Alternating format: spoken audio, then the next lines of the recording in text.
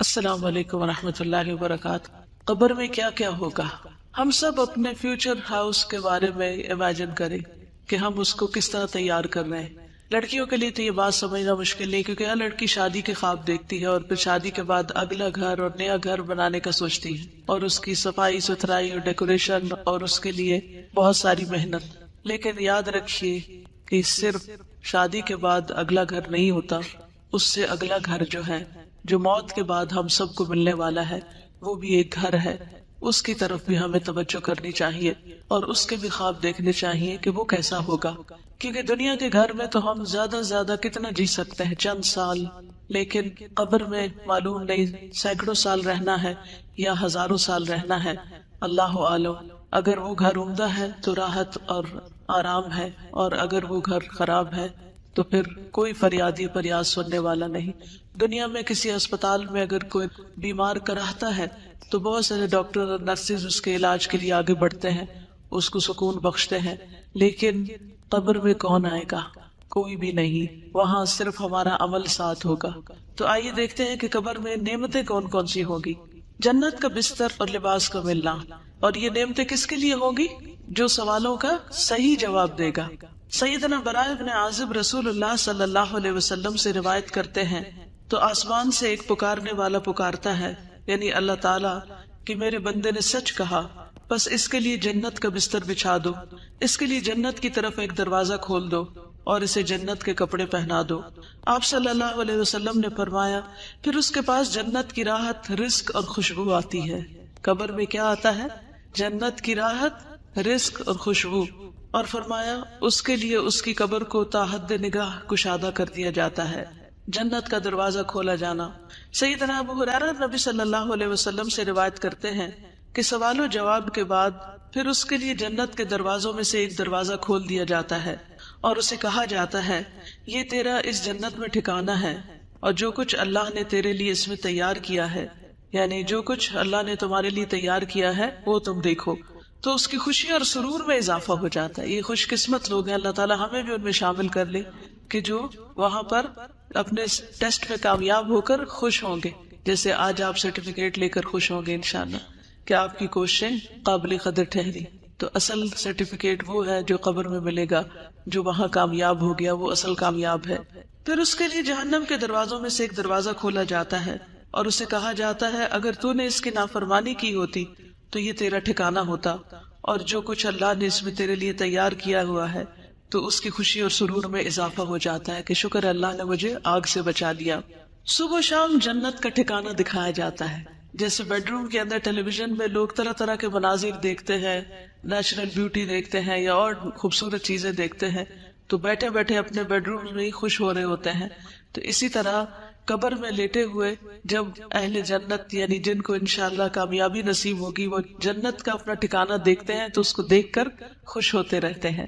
سیدنا ابن عمر سے روایت ہے کہ رسول اللہ صلی اللہ علیہ وسلم نے فرمایا، بے شک جب تم میں سے کوئی مر جاتا ہے تو صبح و شام اس کا ٹھکانہ اس پر پیش کیا جاتا ہے، اگر وہ جنت والوں میں سے ہے تو جنت والوں کا مقام، اور اگر دوزخ والوں میں سے ہے تو دوزخ والوں کا مقام اسے دکھایا جاتا ہے، اور اس سے کہا جاتا ہے، یہ ہے تیرا ٹھکانہ جب تک کہ اللہ قیامت کے دن تجھے اٹھا کر اس جگہ نہ پہنچا دے، یہاں جانے والا ہے، تو یہ ہے تیرا گھر، یہ ہے تیرا گھر۔ بار بار اس کے مناظر دکھائے جاتے ہیں۔ اپنا ٹھکانہ دیکھ کر اللہ کا شکر ادا کرنا۔ سیدنا ابو ہریرہ سے روایت ہے، انہوں نے کہا کہ رسول اللہ صلی اللہ علیہ وسلم نے فرمایا، ہر جنتی کو جہنم میں اس کا ٹھکانہ دکھایا جاتا ہے اور وہ کہتا ہے، اگر اللہ نے مجھے ہدایت نہ دی ہوتی تو میں یہاں ہوتا۔ اس ہدایت پر کتنا اللہ کا شکر ادا کرنا چاہیے، اور یہ بات اس کے لیے شکر کا باعث بن جاتی ہے۔ کیا آج دنیا میں آپ اللہ کی دی ہوئی ہدایت پہ شکر گزار ہوتے ہیں؟ اللہ تیرا شکر ہے تو نے قرآن کی نعمت دی، تیرا شکر ہے تو نے محمد صلی اللہ علیہ وسلم کی پہچان دی، تیرا شکر ہے تو نے ہمیں دین کی سمجھ دی۔ جو آج دین کو پا کر شکر گزار ہوتے ہیں، انشاءاللہ وہ اس پر عمل کرتے ہوئے قبر میں بھی شکر گزار ہوں گے اللہ کے فضل سے۔ قبر کا 70 ہاتھ کشادہ اور سرسبز کر دیا جانا۔ قتادہ کہتے ہیں کہ ہمیں یہ بات بتائی گئی کہ اس کے لیے اس کی قبر 70 ہاتھ کشادہ کر دی جاتی ہے اور اس کو اس دن تک سبزے اور خوشحالی سے بھر دیا جاتا ہے جب وہ لوگ اٹھائے جائیں گے، یعنی قبر کے اندر بھی ایک سبزہ ہوتا ہے اور قیامت تک اس کی قبر کے اندر یہی رہتا ہے۔ قبر میں 14ویں کے چاند کی روشنی ہونا. سیدنا ابو ہریرہ رسول اللہ صلی اللہ علیہ وسلم سے روایت کرتے ہیں کہ آپ نے فرمایا بے شک مومن شخص اپنی قبر میں سبز باغیچے میں ہوتا ہے. کہاں ہوتا ہے؟ سبز باغیچے میں ہوتا ہے. سبحان اللہ، جیسے باغ میں گارڈن میں ہوتا ہے. پھر اس کے لیے اس کی قبر کو 70 ہاتھ کشادہ کر دیا جاتا ہے. دنیا میں کس کا گھر اتنا بڑا ہے؟ اتنا گھر تو دنیا میں بھی بڑا نہیں ملتا جتنا مومن کو قبر کے اندر بڑا گھر ملے گا. اور اس کے لیے 14ویں کے چاند کی طرح روشنی کر دی جاتی ہے، جس میں اس کو سکون ملتا ہے، کیونکہ اگر سورج کی روشنی ہوتی تو تھک جاتا. گھر والوں کو خبر دینے کی تمنا کرنا. سیدنا جابر سے روایت ہے کہ انہوں نے کہا کہ رسول اللہ صلی اللہ علیہ وسلم نے فرمایا جب وہ مومن اپنی قبر کی کشادگی کو دیکھتا ہے تو کہتا ہے فرشتوں مجھے چھوڑ دو، میں گھر والوں کو خوشخبری دے دوں. لیکن اسے کہا جاتا ہے کہ اب یہاں آرام سے رہو، یعنی اب گھر والوں سے کوئی رشتہ تعلق نہیں قائم ہو سکتا. بالکل ایسے ہی نا کہ جیسے ہم کہیں پر بھی ہوتے ہیں اور ہمیں کوئی خوشی ملتی ہے تو ہم فوراً، اور آج کل تو سوشل میڈیا کی وجہ سے لوگ جو کھاتے ہیں اس کی بھی تصویر اتار کے پیچھے بھیج رہے ہوتے ہیں، اور جو پہنتے ہیں اس کی بھی. تو قبر میں جا کر بھی کیا چاہیں گے کہ پیچھے والوں کو بتائیں، لیکن وہاں کوئی واٹس ایپ نہیں ہوگا. نیک اعمال کا قبر کی تنہائی کو دور کرنا. سیدنا براء بن عازب نبی صلی اللہ علیہ وسلم سے روایت کرتے ہیں اور اس قبر میں کہ مومن کے پاس ایک خوبصورت چہرے، خوبصورت لباس اور انتہائی عمدہ خوشبو والا ایک شخص آتا ہے تو وہ کہتا ہے کہ اس چیز کی خوشخبری پاؤ جو تمہیں خوش کرے گی، یہ وہی تیرا دن ہے جس کا تم سے وعدہ کیا جاتا تھا. تو وہ اس سے پوچھتا ہے کہ تم کون ہو، تمہارا چہرہ خیر لایا ہے. تو وہ کہتا ہے میں تمہارا نیک عمل ہوں. سبحان اللہ. قبر میں کوئی ساتھ نہیں جائے گا لیکن نیک عمل ساتھ ہوگا. ہم سب اپنے قرآن پڑھنے کو دیکھیں، نمازوں کو دیکھیں، دعاؤں کو دیکھیں، لوگوں کے ساتھ خیر و بھلائی اور احسان کے کاموں کو دیکھیں کہ ہم کیا کیا کر رہے ہیں. اس پر وہ کہتا ہے اے میرے رب قیامت ابھی قائم کر دے. ابھی تو ڈر لگتا ہے نا کہ قیامت نہ آ جائے کہیں، تو وہ کہے گا کہ ابھی قیامت قائم کر دے تاکہ میں اپنے اہل خانہ اور اپنے مال کی طرف واپس لوٹ جاؤں، تاکہ جا کے ان سے ملوں. یہ انسان کے اندر قدرتی ایک اٹریکشن ہوتی ہے اپنے گھر والوں سے ملنے کی. انسان دنیا میں کہیں بھی سیر و تفریح کر کے آئے لیکن جو مزہ اور لطف اس کو اپنوں کے اندر آتا ہے وہ کہیں نہیں آتا. تو وہاں بھی وہ کیا چاہے گا کہ میں اپنی اس خوشی کو اپنے گھر والوں کے ساتھ شیئر کروں. اور ایک روایت میں ہے اس کے پاس متشکل ہو کر، یہ شکل بنا کر ایک ایسا آدمی آتا ہے جس کا چہرہ انتہائی خوبصورت، کپڑے انتہائی خوبصورت، خوشبو بہت اچھی ہوتی ہے. آپ دیکھیں کہ کسی بھی ایسے شخص کی کمپنی میں آپ کا دل کتنا خوش ہو جاتا ہے. وہ کہتا ہے تو خوشخبری پا اس چیز کی جو تجھے خوش کرے، خوشخبری پا لے اللہ کی رضامندی اور باغات کی جن میں ہمیشہ کی نعمتیں ہیں. یہ تیرا وہ دن ہے جس کا تجھ سے وعدہ کیا جاتا تھا. تو وہ فوت شدہ شخص اس سے کہتا ہے تجھے بھی اللہ خیر کی بشارت دے، تو کون ہے؟ تیرا چہرہ خیر لایا ہے. تو وہ کہتا ہے کہ میں تیرا نیک عمل ہوں. اللہ کی قسم جو کچھ میں جانتا ہوں وہ یہ ہے کہ تو اللہ کی اطاعت میں بڑی جلدی کرتا تھا، یعنی نیکی کے کاموں میں آگے آگے ہوتا تھا، اور اللہ کی نافرمانی میں بہت ہی سست تھا، یعنی پیچھے ہوتا تھا، جھجکتا تھا، ڈرتا تھا. اللہ تجھے بہترین بدلہ دے. تو ہم اپنی قبر میں کیا چاہتے ہیں اس کے مطابق اپنے دنیا کے عمل درست کر لیں. صدقہ کا قبر کی آگ بجھانا. سیدنا عقبہ بن عامر سے روایت ہے انہوں نے کہا کہ رسول اللہ صلی اللہ علیہ وسلم نے فرمایا بے شک صدقہ کرنے والوں کی قبروں سے حرارت بجھاتا ہے. قبروں کی آگ اور گرمی صدقے سے بجھتی ہے، اور مومن روز قیامت اپنے صدقے کے سائے میں ہوگا. مومن قیامت کے دن صدقے کے سائے میں ہوگا. اس لیے چاہے ایک کھجور کا آدھا ٹکڑا ہی کیوں نہ اللہ کے راہ میں دے، دینے والے بنے. ہمیشہ دینے پر حرص رکھے اور یاد رکھیے دینے والوں کو ملتا ہے. جو دیتا ہے اللہ تعالیٰ اس کو اس سے بھی زیادہ لوٹاتا ہے. اور قسم کھا کر یہ بات کہی گئی کہ صدقہ کرنے سے مال کبھی کم نہیں ہوتا. سیدنا ابو ہریرہ سے روایت ہے کہ رسول اللہ صلی اللہ علیہ وسلم نے فرمایا اس میت کے لیے اس کی قبر کی لمبائی اور چوڑائی میں 70 ہاتھ فراخ کر دی جاتی، کھلی کر دی جاتی ہے. پھر اس کے لیے اس میں روشنی کر دی جاتی ہے. پھر اسے کہا جاتا ہے کہ سو جاؤ. تو وہ کہتا ہے میں اپنے گھر والوں کی طرف لوٹ جاؤں تاکہ میں انہیں خبر دے دوں. تو وہ دونوں کہتے ہیں اس دلہن کی طرح سو جاؤ جسے کوئی نہیں جگاتا مگر وہ جو اس کو سب سے زیادہ پیارا ہوتا ہے، یہاں تک کہ اللہ اسے اس کی اس خوابگاہ سے اٹھائے گا. یعنی قیامت کے دن پھر وہ آرام سے اس نیند سے اٹھے گا. کتنی خوبصورت قبر ہے نیک عمل کرنے والوں کی. روح کا سبز پرندوں میں ڈالا جانا. سیدنا ابو ہریرہ نبی صلی اللہ علیہ وسلم سے روایت کرتے ہیں جسم کو اسی طرح لوٹا دیا جاتا ہے جیسے اس کی ابتدا ہوئی تھی، اور اس کی روح کو ایک پاکیزہ جسم میں ڈال دیا جاتا ہے جو کہ پرندے ہیں جو جنت کے درختوں کے ساتھ لٹکے ہوتے ہیں، یعنی یہ شہیدوں کا انجام ہے۔ شہداء کو گھر اور رزق ملنا۔ سیدنا ابن عباس سے روایت ہے، انہوں نے کہا کہ رسول اللہ صلی اللہ علیہ وسلم نے فرمایا، شہداء جنت کے دروازے پر موجود ایک نہر کے کنارے پر سبز رنگ کے خیمے میں رہتے ہیں، ان کی طرف ان کا رزق جنت سے صبح و شام آتا ہے۔ سبحان اللہ۔ جنت کا کھانا۔ ایک انصاری صحابی سے روایت ہے کہ ایک مرتبہ ہم لوگ رسول اللہ صلی اللہ علیہ وسلم کے ہمراہ ایک انصاری کے جنازے میں نکلے، اور میں اس وقت نوعمر تھا اور اپنے والد کے ساتھ تھا، تو رسول اللہ صلی اللہ علیہ وسلم قبر کے گڑھے کے کنارے بیٹھ گئے اور قبر کھودنے والے کو تلقین کرنے لگے کہ سر کی جانب سے اسے کشادہ کرو اور دونوں پاؤں کی طرف سے کشادہ کرو، البتہ اس کے لیے جنت میں انگور کے بہت سے خوشے ہیں۔ یعنی نبی صلی اللہ علیہ وسلم نے اس کے دفنانے سے پہلے ہی اس کے لیے خوشخبری دے دی۔ شہداء کی خصوصی مہمان نوازی۔ سیدنا مسروق سے روایت ہے، انہوں نے کہا کہ ہم نے عبداللہ بن مسعود سے اس آیت کے بارے میں سوال کیا، اور جنہیں اللہ کے راستے میں قتل کیا جائے انہیں مردہ گمان نہ کرو بلکہ وہ زندہ ہیں، اپنے رب کے پاس سے رزق دیے جاتے ہیں۔ تو انہوں نے کہا ہم بھی رسول اللہ صلی اللہ علیہ وسلم سے اس بارے میں سوال کر چکے ہیں، تو آپ صلی اللہ علیہ وسلم نے فرمایا ان کی روحیں سبز پرندوں کے پیٹ میں ہوتی ہیں، ان کے لیے ایسی قندیلیں ہیں جو عرش کے ساتھ لٹکی ہوئی ہیں، اور وہ روحیں جنت میں جہاں چاہیں کھاتی اور پھرتی رہتی ہیں، پھر ان قندیلوں میں واپس آ جاتی ہیں، یعنی جہاں سے جاتی ہیں۔ ان کا رب ان کی طرف جھانک کر دیکھتا ہے اور فرماتا ہے کیا تمہیں کسی چیز کی خواہش ہے؟ وہ عرض کرتے ہیں ہم کس چیز کی خواہش کریں، حالانکہ ہم جہاں چاہتے ہیں جنت میں کھاتے پھرتے ہیں۔ اللہ تعالیٰ ان سے اس طرح 3 مرتبہ فرماتا ہے، پھر جب وہ دیکھتے ہیں کہ انہیں کوئی چیز مانگے بغیر چھوڑا نہیں جائے گا تو وہ عرض کرتے ہیں اے رب، ہم چاہتے ہیں کہ تو ہماری روحیں ہماری جسموں میں لوٹا دے، یہاں تک کہ ہم تیرے راستے میں ایک مرتبہ پھر قتل کیے جائیں۔ پھر جب اللہ دیکھتا ہے کہ انہیں اب کوئی ضرورت نہیں تو انہیں چھوڑ دیا جاتا ہے، یعنی اللہ تعالیٰ ان کی اتنی کیئر کرتے ہیں۔ نیک اعمال کا ثواب پہنچتے رہنا۔ 3 قسم کے اعمال کا سلسلہ جاری رہنا۔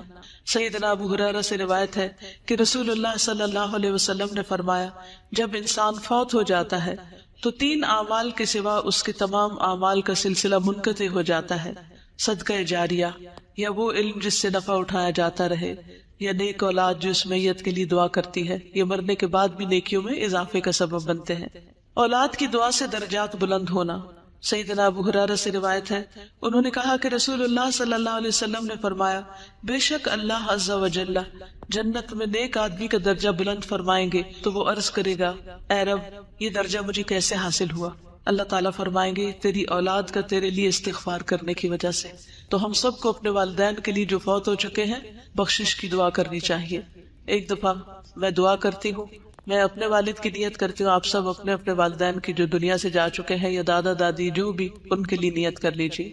اللہم اغفر لہ وارحمہ وعافہ واعف عنہ واکرم نزلہ ووسع مدخلہ واغسلہ بالماء والثلج والبرد ونقہ من الخطایا كما ينقى الثوب الأبيض من الدنس اللهم أبدله دارا خيرا من داره وأهلا خيرا من أهله وزوجا خيرا من زوجه اللهم أدخله الجنة اللهم أدخله الجنة اللهم أدخله الجنة وأعذه من عذاب القبر ومن عذاب النار۔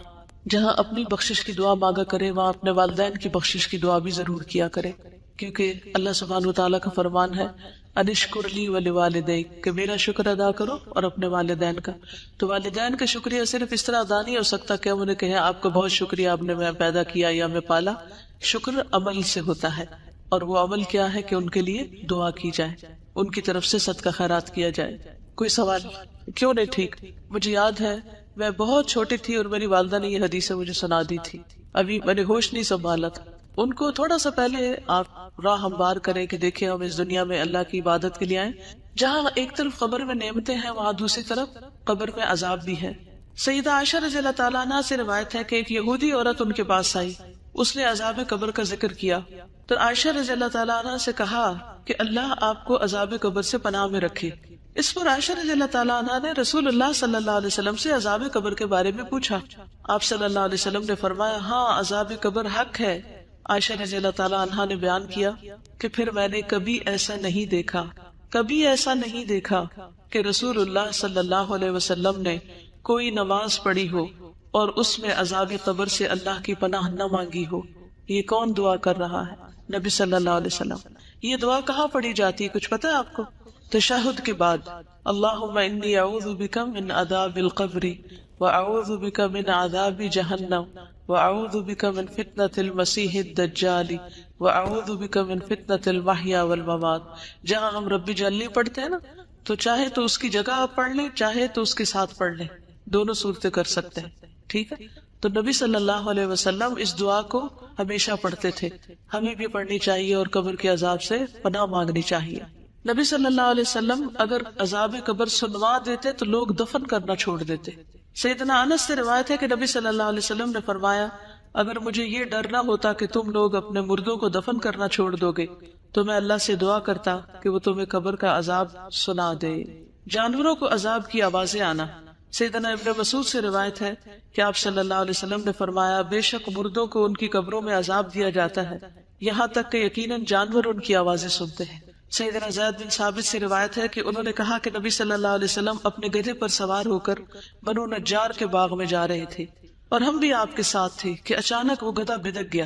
قریب تھا کہ وہ آپ کو نیچے گرا دے، یعنی ایک دم سرکش ہو گیا. دیکھا تو وہاں 6 یا 5 یا 4 قبریں تھیں. آپ صلی اللہ علیہ وسلم نے فرمایا کیا کوئی ان قبر والوں کو جانتا ہے؟ تو ایک آدمی نے عرض کیا کہ میں جانتا ہوں. آپ نے فرمایا یہ لوگ کب مرے تھے؟ اس آدمی نے عرض کیا یہ لوگ شرک کی حالت میں مرے. تو آپ صلی اللہ علیہ وسلم نے فرمایا بے شک ان لوگوں کو ان کی قبروں میں عذاب ہو رہا ہے.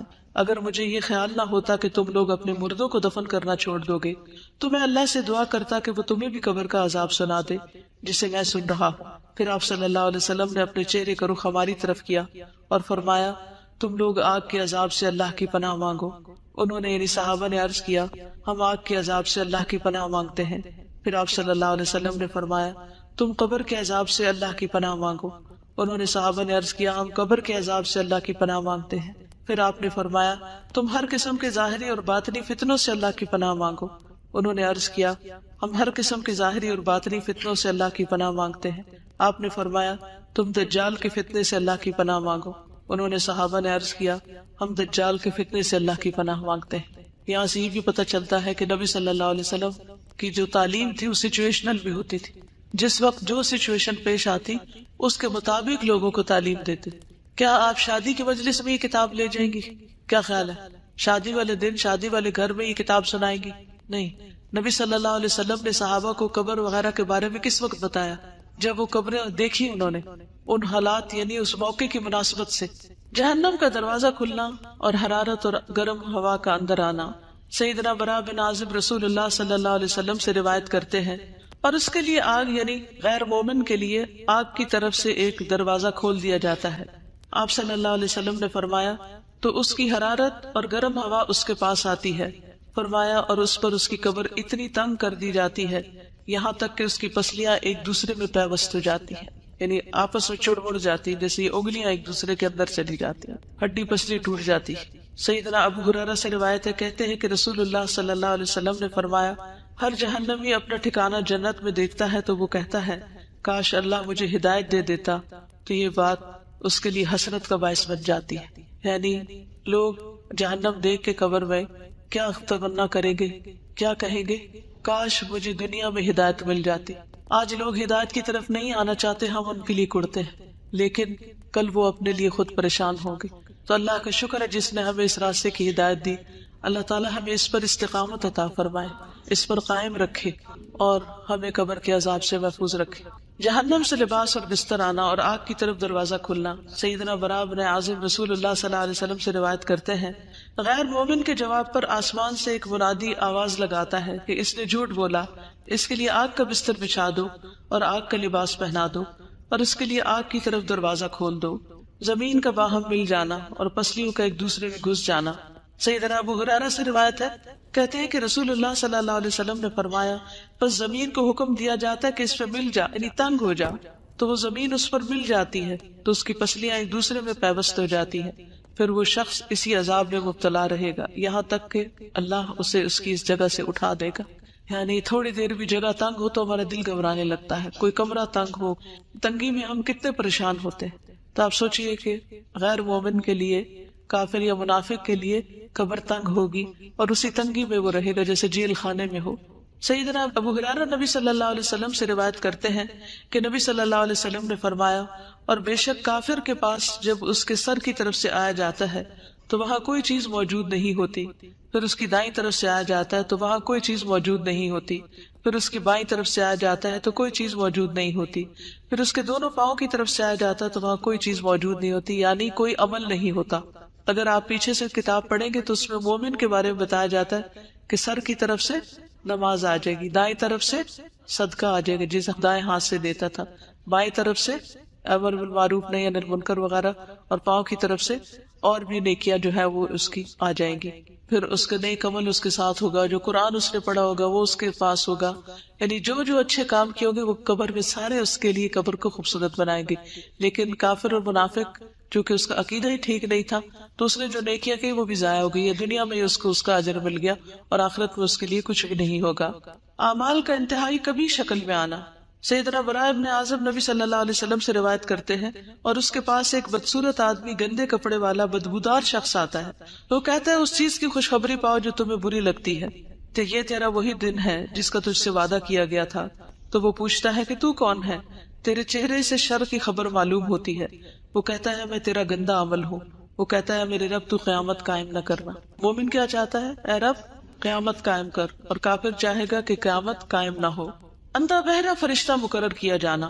سیدنا براء ابن عازب رسول اللہ صلی اللہ علیہ وسلم سے روایت کرتے ہیں، پھر اس پر ایک اندھا بہرا فرشتہ مقرر کر دیا جاتا ہے. اس کے پاس لوہے کا ایک ایسا گرز ہیمر ہوتا ہے کہ اگر اسے پہاڑ پہ مارا جائے تو پہاڑ ریزہ ریزہ ہو جائے، اتنی زور کی پٹائی ہوتی ہے. فرمایا پھر وہ اس گرز سے اس کو مارتا ہے اور اس کی مار کی آواز کو مشرق و مغرب کے درمیان کی ہر چیز سنتی ہے سوائے جن و انس کی.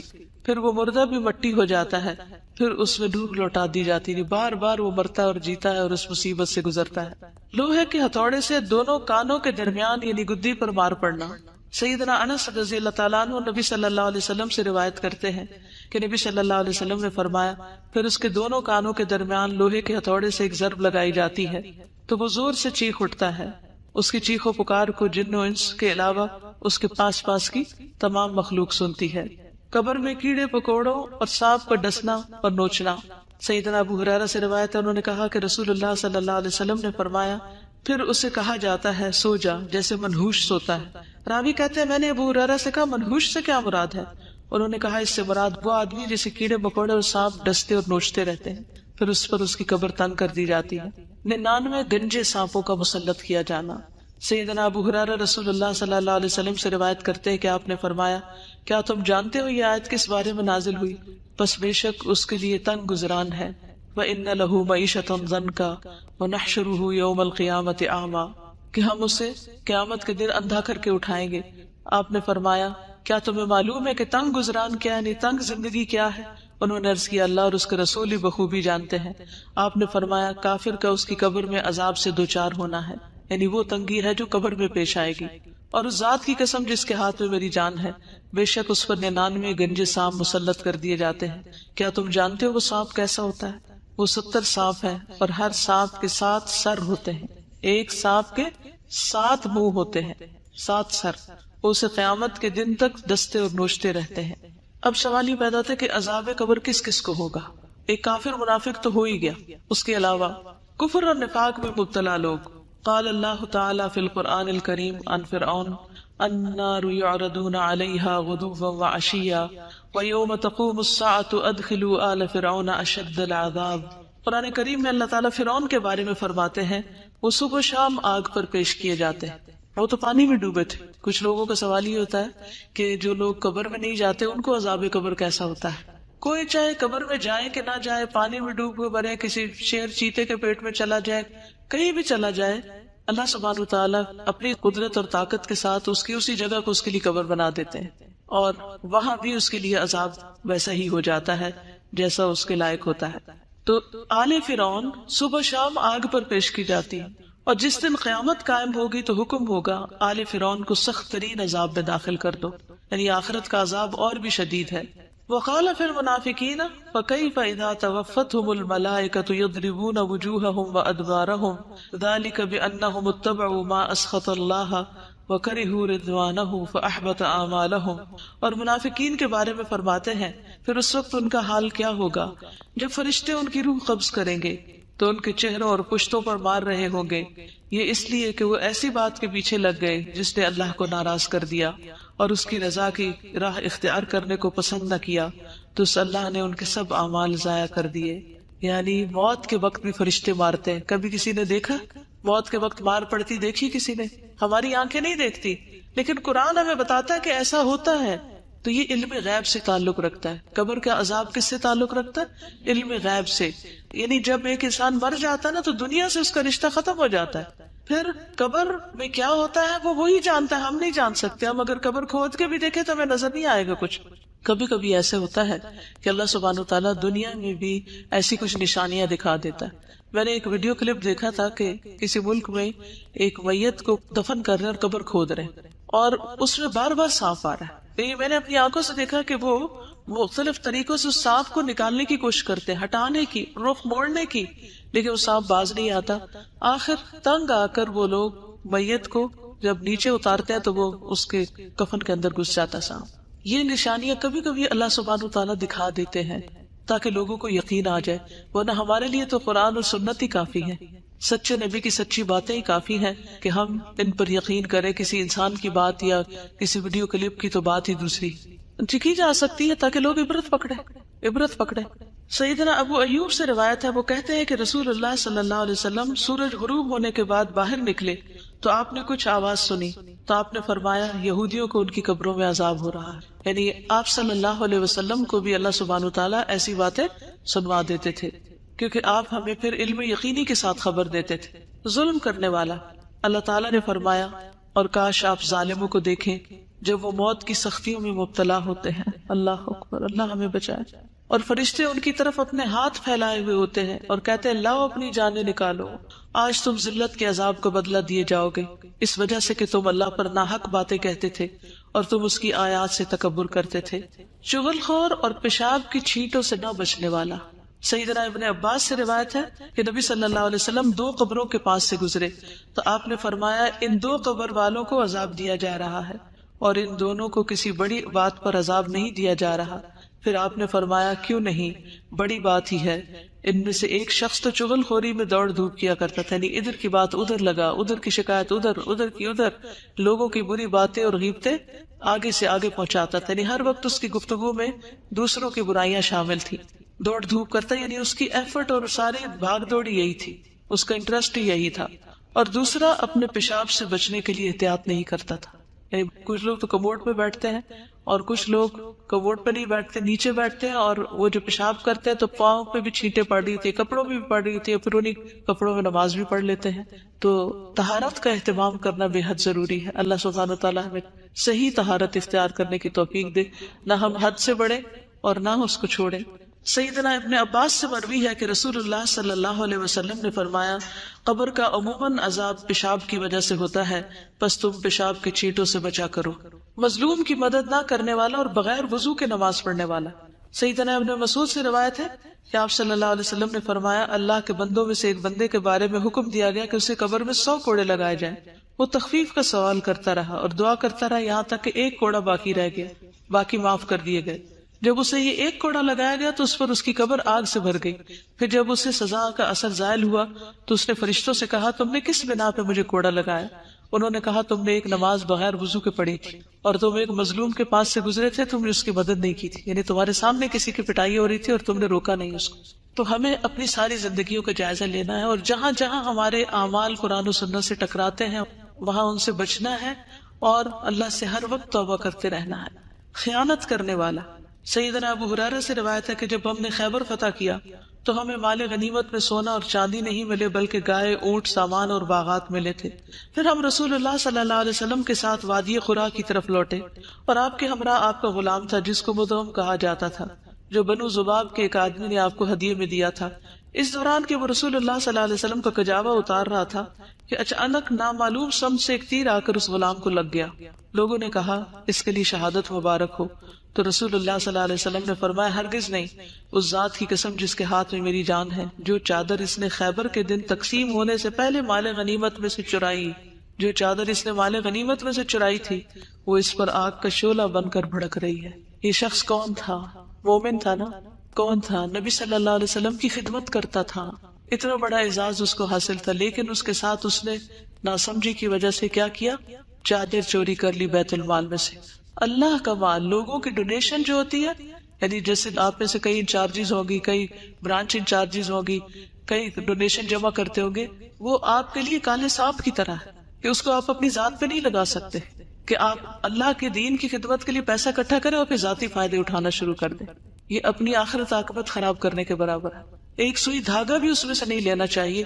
لوگ جس مقصد کے لیے جو مال دے اس کو وہی خرچ کر دینا چاہیے، اور اس کی حفاظت بھی کرنی چاہیے، اسے ضائع ہونے کے لیے اور چوری ہونے کے لیے نہیں چھوڑ دینا چاہیے۔ یہ بات سن کر ایک آدمی 1 یا 2 تسمے لے کر آیا تو کہنے لگا یہ چیز میں نے اٹھائی تھی۔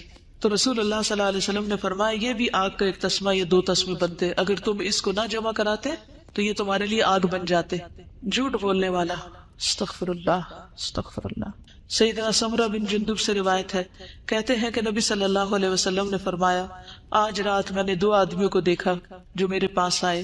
ان دونوں نے کہا کہ جسے آپ نے دیکھا ہے اس کی باچھ کو چیرا جا رہا تھا، وہ بڑا ہی جھوٹا تھا، جو ایک جھوٹی بات کرتا اور اس سے وہ جھوٹ نقل کیا جاتا یہاں تک کہ دنیا کے کونوں میں پہنچ جاتا، قیامت کے دن تک اس کو یہی سزا ملتی رہے گی۔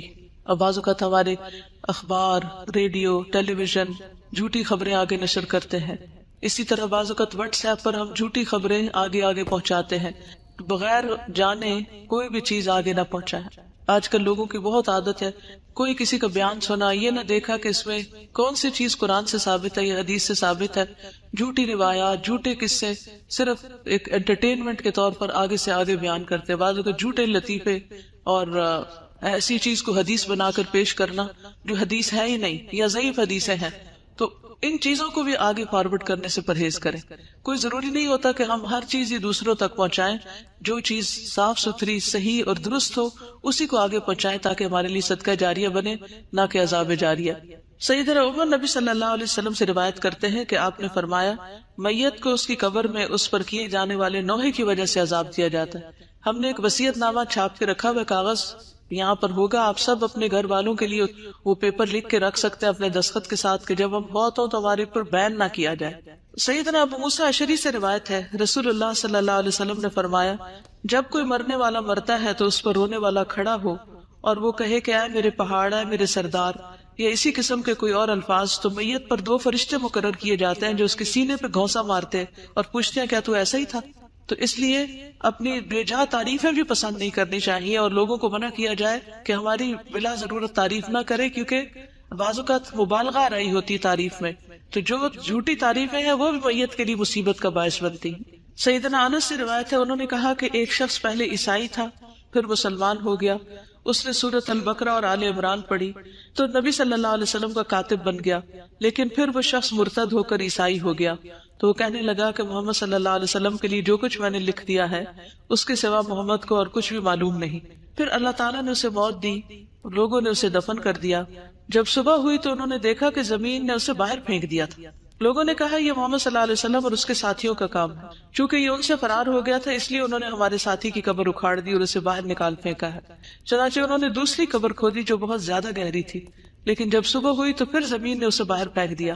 اس مرتبہ بھی انہوں نے یہی کہا کہ یہ محمد صلی اللہ علیہ وسلم اور ان کے ساتھیوں کا کام ہے، چونکہ یہ ان سے فرار ہو گیا تھا اس لیے انہوں نے ہمارے ساتھی کی قبر اکھاڑ دی اور اس کو باہر ڈال دیا۔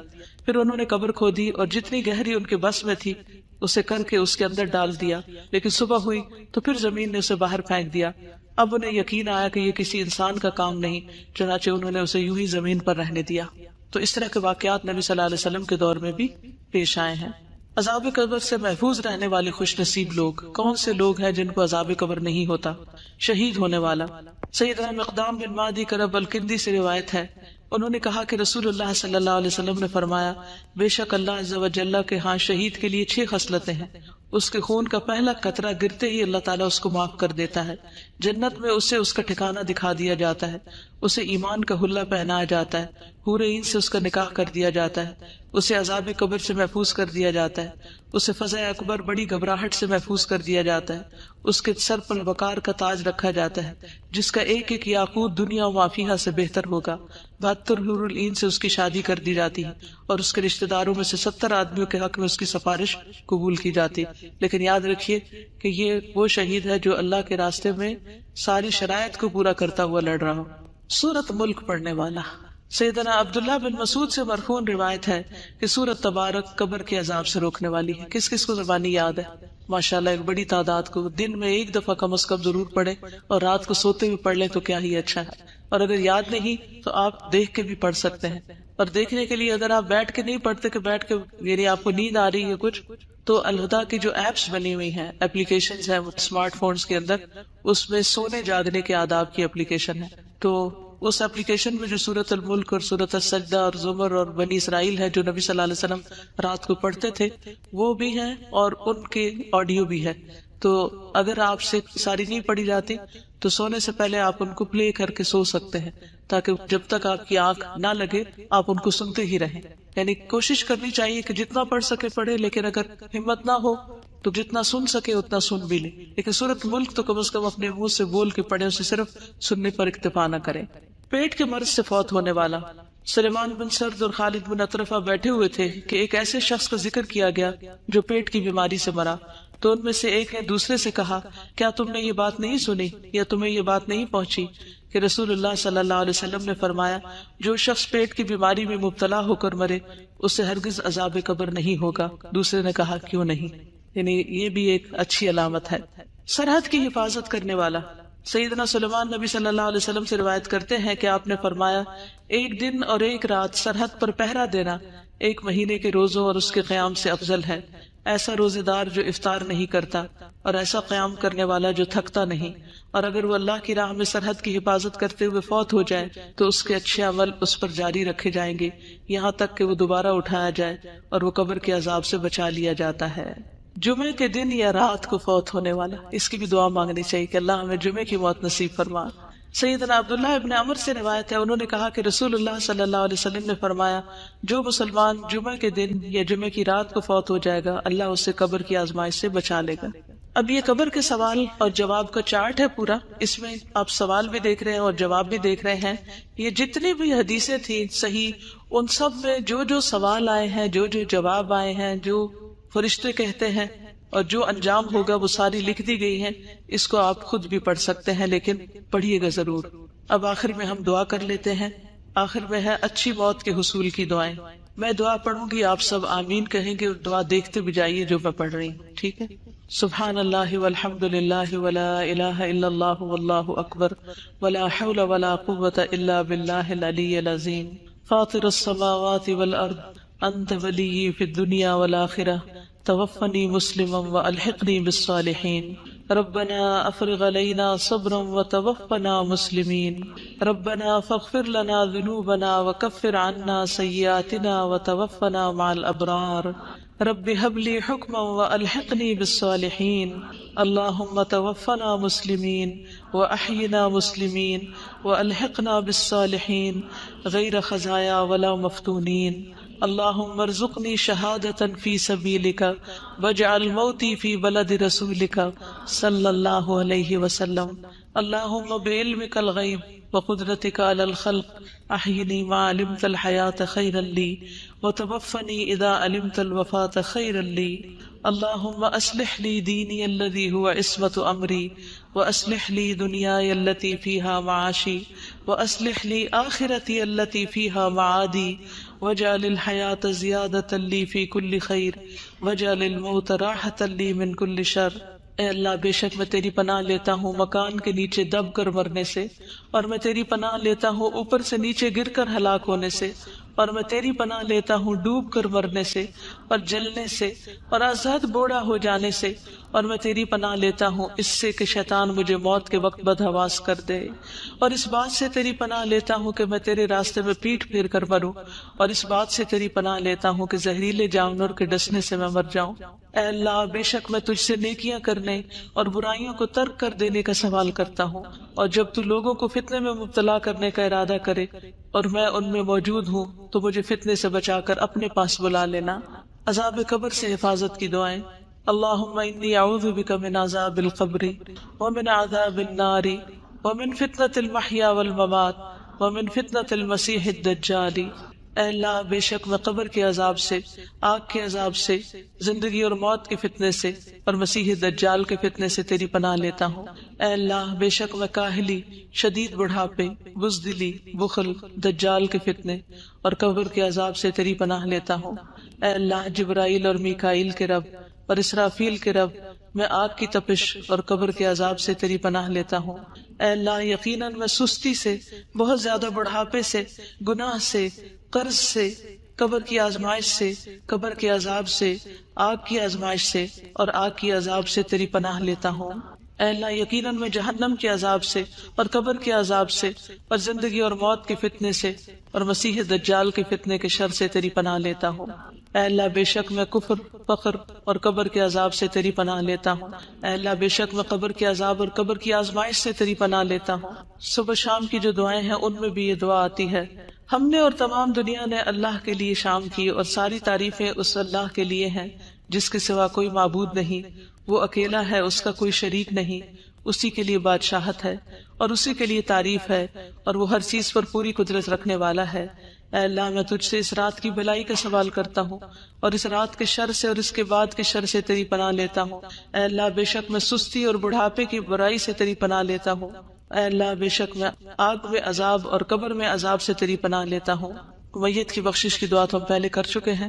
اے اللہ، اس کو بخش دے۔ کسی بھی اپنے رشتہ دار کی بخشش کی دعا مانگے، اے اللہ اس کو بخش دے اور اس پر رحم فرما اور اسے عافیت عطا فرما اور اس سے درگزر فرما اور اس کی بہترین مہمان نوازی فرما اور اس کی قبر کو کشادہ فرما، اسے پانی، اولوں اور برف سے دھو دے اور اسے خطاؤں سے اسی طرح صاف کر دے جس طرح تو سفید کپڑے کو میل کچیل سے صاف کرتا ہے، اور اسے اس کے گھر کے بدلے بہتر گھر عطا فرما، اس کے گھر والوں سے بہتر گھر والے عطا فرما، اس کے زوج سے بہتر زوج عطا فرما، اسے جنت میں داخل فرما، اسے قبر کے عذاب سے اور آگ کے عذاب سے بچا لے۔ میت کے لیے فتنہ قبر سے بچنے کی دعا، یعنی کسی بھی جو آپ کے رشتہ دار قبر میں ہے ان سب کی نیت کر کے یہ دعا کریں۔ اللہم ان فلان ابن فلان فی ذمتک فقہ فتنۃ القبر، بچے کو عذاب قبر سے محفوظ رکھنے کی دعا۔ اللہم اعذہ من عذاب القبر، ربنا آتنا فی الدنیا حسنۃ وفی الآخرۃ حسنۃ وقنا عذاب النار، اللہم انی اسألک العافیۃ فی الدنیا والآخرہ، ربنا اغفر لی ولوالدی وللمؤمنین یوم یقوم الحساب، ربنا لا تزغ قلوبنا بعد إذ هديتنا وهب لنا من لدنك رحمة إنك أنت الوهاب، ربنا إنك جامع الناس ليوم لا ريب فيه إن الله لا يخلف الميعاد، ربنا وآتنا ما وعدتنا على رسلك ولا تخزنا يوم القيامة إنك لا تخلف الميعاد، اللهم لا تخزني يوم القيامة، اللهم لا تخزني يوم القيامة، اللهم لا تخزني يوم القيامة، اللهم انی اعوذ بک من ضیق الدنیا و ضیق یوم القیامہ۔ اے اللہ، بے شک میں تیری پناہ لیتا ہوں دنیا کی تنگی سے اور قیامت کے دن کی تنگی سے۔ یا اللہ پاک، یہ جتنی بچیاں قرآن پڑھ گئی ہیں انہیں استقامت عطا فرمانا، ان کو بہترین عمل کی توفیق عطا فرمانا، ہر قسم کی اخلاقی برائیوں سے بچانا، ان کی عاقبت اچھی کر دینا، اس علم کو انہیں دوسروں تک پہنچانے کی توفیق دینا، خالص اپنی رضا کے لیے، کسی بھی دنیاوی فائدے کی لالچ کے بغیر اور دنیاوی فائدے اٹھانے کے بغیر۔ یا رب العالمین، تو ہم سب کی عاقبت اچھی کر دے۔ یا اللہ، یہ جو تیرا پیغام آگے پہنچایا ہے، اللہ یہ مشن، یہ سلسلہ جاری رہے، تو اس کی حفاظت فرما، تو اس کے بہترین وارث پیدا فرما دے۔ یا رب العالمین، تو ہماری کوتاہیوں سے درگزر فرما، اللہ ہمیں ہماری برائیوں سے بچا۔ یا رب العالمین، تو ہمیں قبر کے عذاب سے، جہنم کے عذاب سے، اور مسیح دجال کے فتنے سے محفوظ رکھنا۔ یا اللہ ہمارے والدین پر اپنی رحمت فرما، جو بیمار ہیں انہیں صحت عطا فرما، جو دکھی ہیں ان کے دکھ دور فرما دے۔ یا اللہ جس نے بھی جس دعا کے لیے کہا ہے ان کی دعائیں قبول فرما۔ یا اللہ جنہوں نے پڑھایا، جنہوں نے پیپر چیک کیے، جنہوں نے سرٹیفکیٹس بنائے، جنہوں نے مجلس کا اہتمام کیا، جنہوں نے سارے انتظامات کیے، اللہ ان سب کو بہترین جزائے خیر دے۔ جتنے لوگ اپنا گھر بار چھوڑ کر آئے ہیں اور جو اپنا مال اور جان اس رستے میں لگائی ہے، اللہ ان کی بھی کوششیں قبول فرما۔ یا اللہ ان کے خواب پورے فرما، جو بھی تیرے دین کی خدمت کرنا چاہتے ہیں ان کے لیے راستے آسان فرما دے۔ یا اللہ ہم سب کو صحت کاملہ عطا فرما۔ یا اللہ ہمیں بار بار ایسے موقع عطا فرما جہاں ہم اپنے ایمان کو زیادہ بہتر کر سکیں۔ یا اللہ تو ہماری ساری خطاؤں سے درگزر فرما۔ اللہم اغفر لنا ما قدمنا وما اخرنا وما اسررنا وما اعلنا وما انت عالم به منا، ربنا تقبل منا انك انت السميع العليم وتب علينا انك انت التواب الرحيم، وصلی اللہ تعالی علی خیر خلقہ محمد وعلی آلہ واصحابہ واہل بیتہ اجمعین برحمتک یا ارحم الراحمین۔